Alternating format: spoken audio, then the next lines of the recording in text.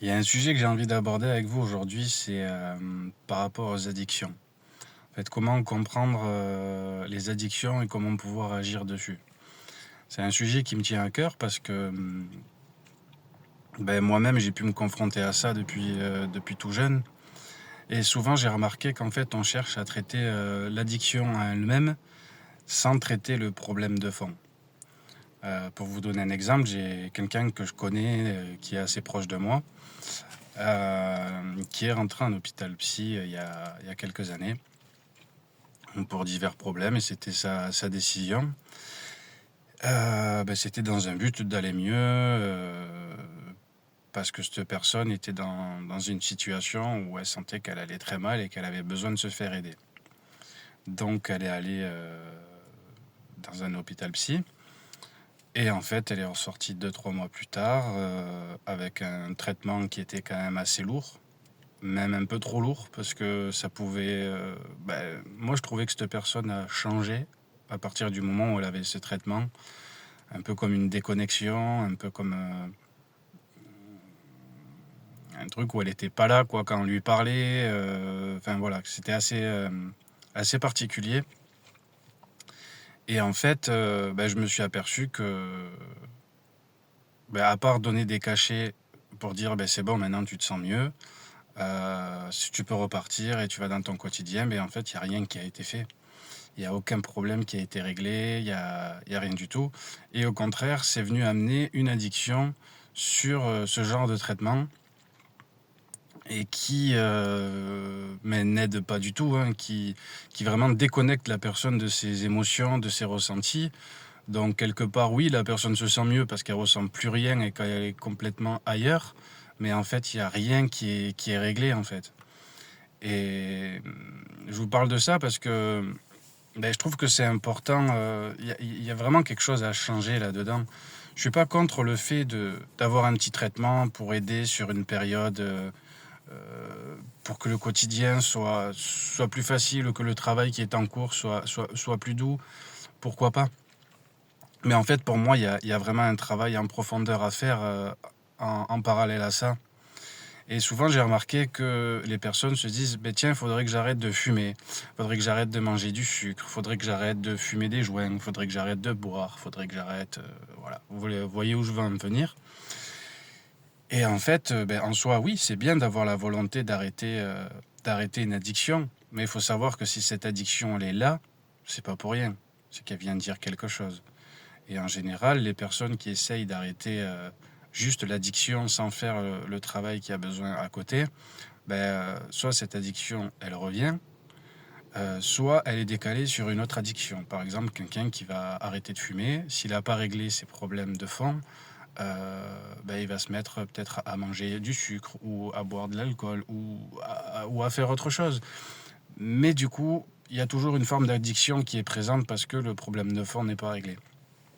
Moi, c'est un sujet qui me tient à cœur parce que, vous le savez, moi, je parle des choses honnêtement. J'ai pas honte de me livrer parce que pour moi, chaque expérience, elle est utile.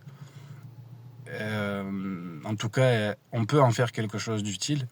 Moi, quand j'étais jeune, dans mes 15-16 ans, j'ai pu tomber justement dans l'addiction, que ce soit l'addiction au cannabis, à l'alcool aussi, où j'ai pu beaucoup consommer en fait de cannabis, beaucoup boire d'alcool et être dans ce milieu-là finalement.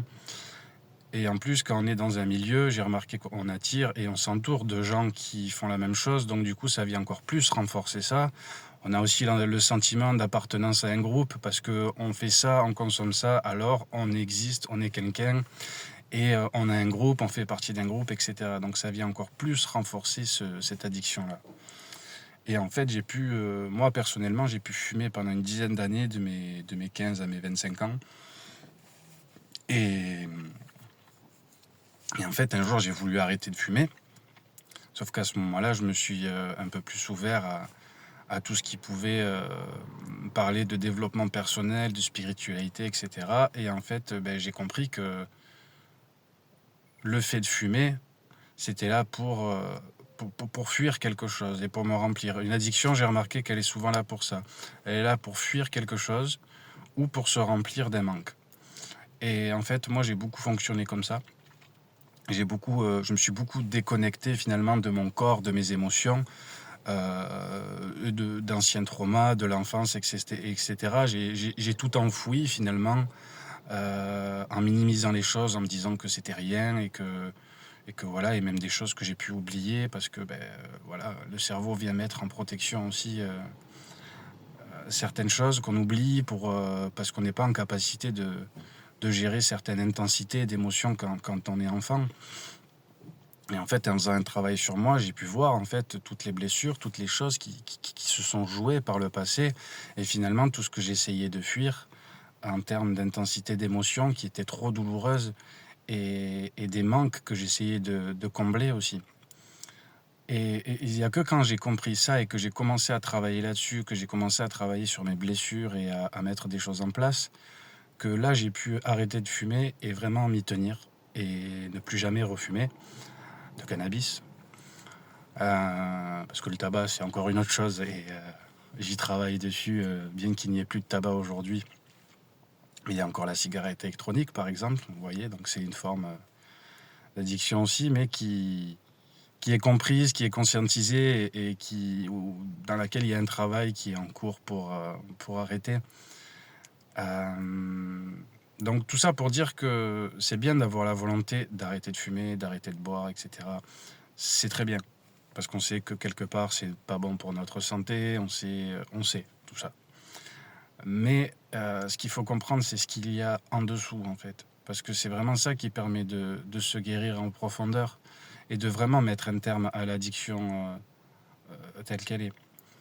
Voilà, c'est vraiment un sujet qui me tient à cœur parce que j'ai pu moi-même en souffrir et je vois beaucoup de gens en souffrir finalement et ne pas avoir tellement de solutions. Et il y a plein de personnes qui sont dans la démarche d'aller mieux, de faire un chemin, d'essayer de trouver des solutions pour régler ces choses-là. Mais en fait, pour moi, voilà, le fait d'arrêter une addiction, c'est un deuxième temps, en fait. Parce que ce qu'il faut d'abord faire comme travail, c'est de comprendre pourquoi cette addiction, elle est là. Et qu'est-ce qu'elle vient faire, en fait. Qu'est-ce qu'elle vient dire. Parce qu'automatiquement, il y a des choses qu'on cherche à fuir et qu'on cherche à combler. Et une fois qu'on a compris ça, là, on peut aller faire bouger les choses en profondeur. Et là, on peut vraiment faire bouger cette addiction, en fait.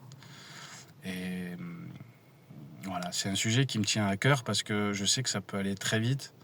Et que les formes d'addiction, elles sont nombreuses, hein, que ce soit l'alcool, la drogue, les cachets. Ça peut être la nourriture, ça peut être la sexualité. Ça peut être vraiment... une addiction peut être vraiment... ça peut vraiment être tout et n'importe quoi, finalement.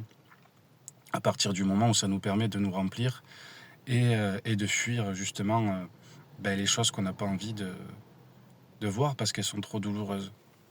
Et donc pour ça, on a besoin d'aide. Il y a des choses qu'on peut faire par nous-mêmes, bien évidemment, mais il y a des choses sur lesquelles on a besoin d'aide. Et pour moi, c'est important que chacun puisse aller voir la personne qui lui est le plus appropriée. Donc après, maintenant, il y a beaucoup de choses qui se font, hein. Il y a de la sophrologie, il y a de l'hypnose, il y a de l'hypnose ericksonienne, il y a énormément de... Voilà, il y a des accompagnements comme je propose, il y a énormément il y a des soins énergétiques, il y a tout un tas de façons de faire finalement. Maintenant, c'est à chacun de trouver la manière qui lui correspond le mieux et la bonne personne parce que c'est un travail que quand on le fait, on a besoin d'être en confiance aussi parce qu'on va toucher des trucs vraiment sensibles, vraiment profonds. On va vraiment là où on est le plus vulnérable finalement. Et on fait face à des intensités qui sont assez douloureuses parce que c'est des choses qu'on garde au fond de nous, qui sont masquées ou même qu'on a oubliées parfois, comme je le disais tout à l'heure. Et en fait, quand on recontacte à ça, d'un coup, on se chope une intensité de quelque chose qui est quand même assez lourd, où il peut y avoir des émotions qui sont vraiment fortes, ça peut être même des sensations dans le corps, des flashs, des souvenirs, des trucs qui sont horribles pour certaines personnes. Et c'est tout un travail de comprendre, d'aller mettre en paix ça, d'aller guérir tout ça. En général, c'est un travail sur l'enfant intérieur parce que c'est lui souvent qui est blessé et qui fait qu'il y a des mécanismes de protection qui se sont mis en place et des choses qui peuvent se répéter dans l'avenir, dans diverses situations avec diverses personnes, et un peu des schémas qui tournent en boucle et qui se perpétuent jusqu'à ce qu'ils soient réglés en tout cas. Donc tout ça pour dire que ne vous jugez pas ou ne jugez pas ceux qui sont dans une addiction, parce qu'il faut comprendre que derrière cette addiction, il y a aussi une histoire, il y a des blessures, il y a, il y a quelque chose de profond en fait. Et ça, je veux dire, on est tous concernés quelque part, parce que je ne connais pas une personne qui n'a jamais souffert dans sa vie, qui n'a jamais vécu une expérience qui a pu être douloureuse. Bon, après, c'est à différents degrés, pour certains que pour d'autres, mais dans tous les cas, on est tous concernés par ça, puisque de toute façon, on est des êtres humains, on a des émotions, des ressentis, et voilà. On est personne qui a toujours connu la paix, rien que la paix, et que tout va bien. Ce serait bien, mais voilà. Donc, ce que je veux vous dire aujourd'hui, c'est vraiment de ne pas juger ça et de vraiment aller y mettre de l'amour, de la conscience. Et de comprendre que ces choses-là, si elles sont présentes, ben, c'est aussi un mécanisme de protection. Donc, c'est pas quelque chose qui est mauvais de base. C'est juste qu'après, la façon de faire peut être nocive. Donc voilà. Pour moi, ce qui est important, c'est au lieu de commencer à vouloir juste arrêter de fumer, arrêter de boire, arrêter de prendre des cachets, arrêter de manger trop sucré ou de peu importe, euh, de faire un travail de comprendre pourquoi ça c'est là et pourquoi on fait ça, de vraiment venir y mettre de la conscience là-dessus. Parce que des fois, en fait, le fait de faire ça, après l'addiction, elle reste plus qu'une habitude, elle est beaucoup plus facile à faire bouger. Parce qu'il y a un travail qui a été fait en avant ou en parallèle. Donc, je suis pas là pour dénigrer les hôpitaux psychiatriques, etc. Bien que j'ai mes idées, il y a des choses que je ne comprends pas et que je suis pas pour. Mais bon, je vais pas tout révolutionner. Je veux juste aujourd'hui apporter une autre solution, un complément, quelque chose qui peut vraiment aider les gens. Parce que ben, c'est frustrant de voir quelqu'un qu'on aime être mal. Savoir qu'il y a des solutions et être accompagné par des personnes qui donnent juste des cachets et qui disent ben, c'est bon, ça va mieux, on vous fait un arrêt de travail, on vous donne des cachets et puis c'est bon, vous êtes bien. Voilà, bonne journée à vous, prenez soin de vous. Allez, ciao. Voilà. Et c'est frustrant. C'est frustrant parce que ben, on se sent impuissant là-dessus, et peut-être qu'il y a en moi ce côté qui a envie d'aider les gens, qui a envie de faire du bien, qui est présent. Mais, et surtout quand il y a l'affect, quand on aime quelqu'un, ben, c'est sûr que c'est plus difficile à... On se dit, voilà, quelqu'un qu'on aime, on lui souhaite le meilleur, on a envie qu'il soit bien. Mais bon, voilà. Moi, ce que je veux juste aujourd'hui, c'est vraiment apporter une solution, dire qu'il y a des solutions vraiment, et plus d'une. Il y a énormément de solutions, sauf qu'on a juste besoin de s'orienter vers les bonnes personnes et, et d'aller travailler les bonnes choses, en fait, tout simplement, et en fonction de ce qu'on a besoin. En général, quand vous êtes dans cette démarche, il y a toujours la bonne personne qui se présente. Par expérience, hein, moi je sais que j'ai pu expérimenter beaucoup de choses qui pouvaient être nocives, mais à partir du moment où j'ai décidé de faire bouger les choses, d'aller mieux et de transformer des choses en moi et dans ma vie, à partir de ce moment-là, j'ai rencontré les personnes qu'il fallait et plein de belles âmes sur ma route que je remercie aujourd'hui d'ailleurs. Et, et les solutions se sont présentées. Donc moi je peux que vous encourager dans votre démarche d'arrêter les addictions et de prendre soin de vous. Mais je vous encourage vivement à faire un travail quelque part en profondeur et à aller voir vraiment qu'est-ce qu'il y a là-dessous. Et de venir amener de la paix et de l'amour à cet endroit-là. Et de cette manière, vous verrez que ben, les addictions vont vite bouger derrière après. Voilà. Ben, je voulais juste vous dire ça et vous envoyer plein d'amour. Et c'est un sujet assez sensible parce que quelque part pour moi, on a tous une forme d'addiction à quelque chose de toute façon, quelle qu'elle soit. Des fois, c'est même pas conscient. Des fois, on se dit ben non, je suis pas addict à ça, mais des fois c'est minime et c'est moins nocif que d'autres choses, mais c'est quand même là. Et ça vient quand même dire des choses. Donc encore une fois, ce n'est pas à juger, parce que on est qui pour juger finalement?